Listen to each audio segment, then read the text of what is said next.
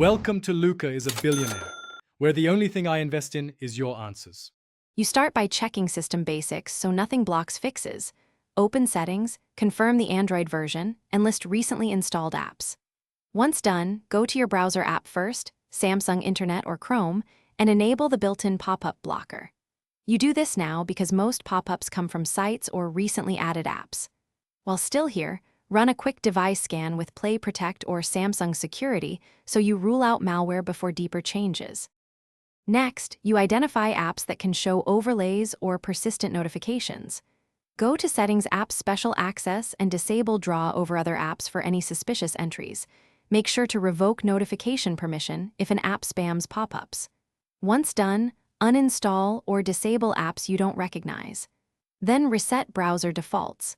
Clear site permissions and data, block intrusive sites, and restrict background data so misbehaving apps can't recreate. To finish, clear browser cache and history, reset its settings, and enable safe browsing or protections in the browser.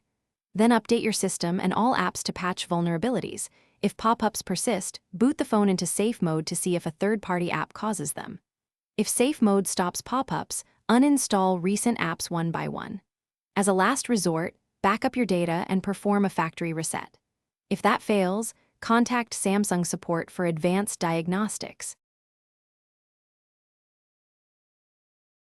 Thanks for watching and please subscribe. It's the best investment you'll ever make.